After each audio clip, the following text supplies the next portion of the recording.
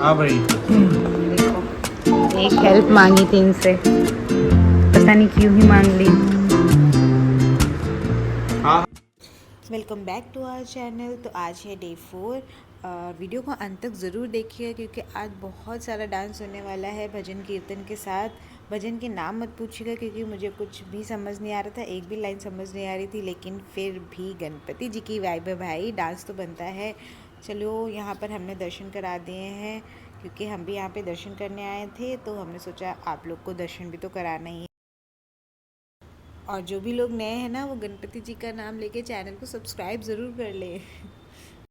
अच्छा, मुझे तो नहीं समझा कि वो क्या गा रहे थे, बट जिसको भी समझ आया ना वो कमेंट करके ज़रूर बताना कि वो क्या गा रहे थे।